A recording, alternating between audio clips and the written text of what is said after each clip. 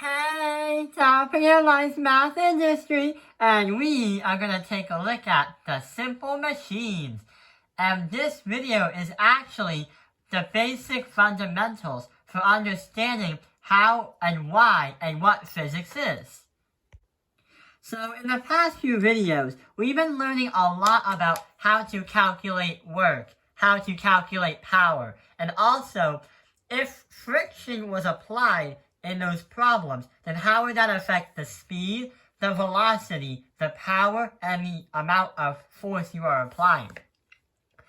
And sometimes, when you think about applying force on things, since us as being humans, we can't do work without simple machines. But hang on, what is a machine?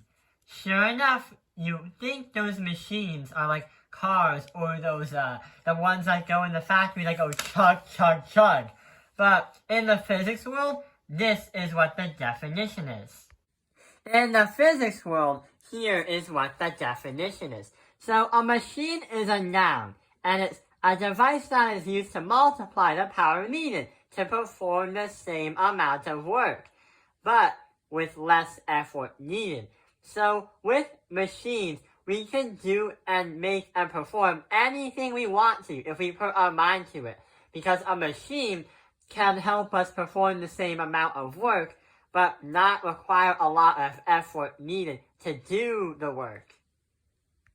And a lot of the machines that you have saw, like a car, a plane, a manufacturing machine, a robot, consist one or more of these 6 simple machines. The next one we're going to take a look at is a wheel and axle. And sure enough, it's very self-explanatory. So, when they invented the wheel, it was a brilliant invention, even though it required a lot of cutting into a circle. So, imagine this. We have a box. And imagine that box is very, very heavy. And a merchant came and needed to move it across the country from New York to California. That's going to take a lot of effort if a machine or himself tries to push or drive the box to California. In order to alleviate the amount of effort needed, you would have to use a car, but a car or a truck uses a wheel and axle. The shape of the wheel is what helps it roll along the ground. And since you can roll it, the engine that's powering the wheels, or giving it power, doesn't have to work like a horse. It can keep rolling and rolling and rolling. So yeah, that's a wheel and axle.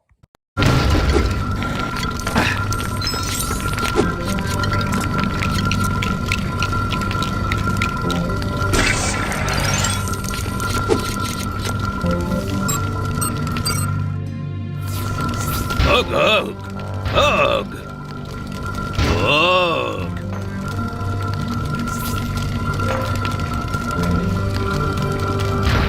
Hey, I just reinvented the wheel.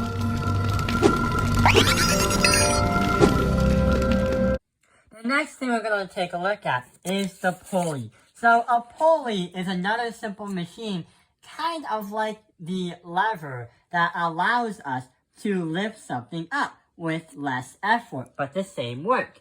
So right over here, the reason why I have a pulley on the floor and not in the air is because 1, I'm using my hand to record this video, and 2, I'm using the other hand to do the drawing on the paper. So this is a pulley right here.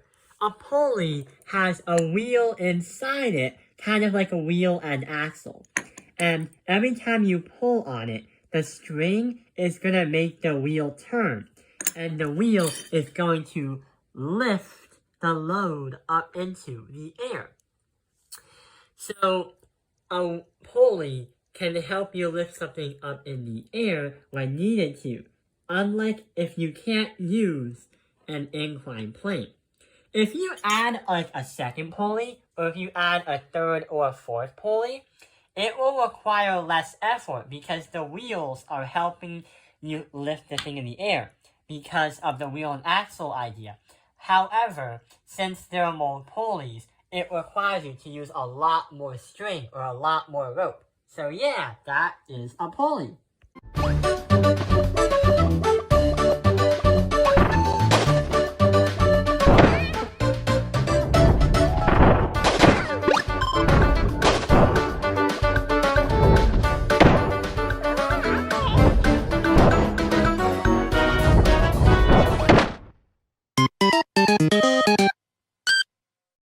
The next one of these is what we're going to look at is a wedge. So a wedge is a pointy object that allows you to kind of push through something to make it crack or make a mark on it. So this is a wedge right over here. And this is a small railroad spike that I got from a Boy Scout camp over the summer. Notice how the wedge has a little triangular shape and it's a little bit like pointy than the other parts like here and here. If you put it in a piece of wood and smash at it, then that is going to leave a mark. A wedge is going to help you crack or split something. Just like an axe or just like a knife. That is a type of wedge. A wedge cannot work unless you put some kind of force on it.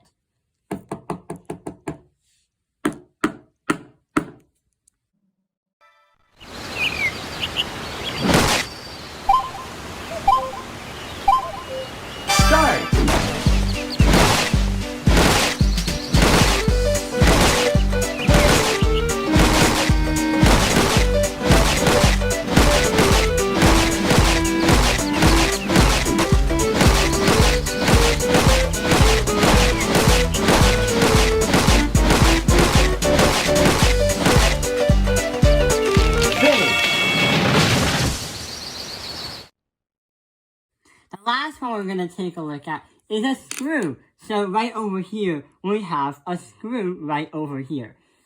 So a screw has little like marks on it that are in a circle but go in a little spiral.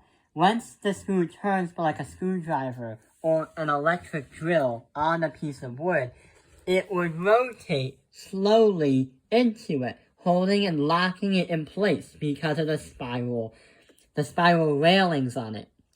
A screw could also be used with a nut. So right over here is something I got from robotics, a Kep's nut.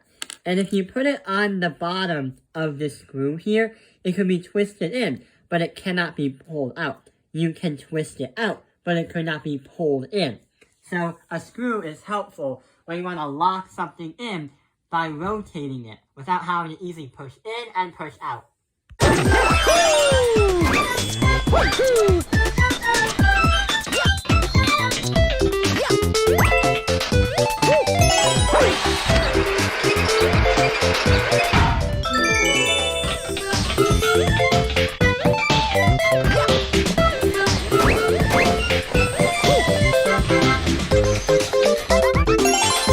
So we did it. We have found an inclined plane, a lever, a wheel and axle, a pulley, a wedge, and a screw, and understood why they work and what they are to alleviate the amount of effort. If you ever find a machine, try to determine what kinds of simple machines it uses. Because remember, a machine helps us to perform the same amount of work at a higher amount of power, but with less effort needed. And I hope this video has helped you understand simple machines. Type in the comments below what machine you used or saw, and try to find what simple machines are inside of that machine. Thank you for watching Tapping Analyze Math Industry. Like and subscribe.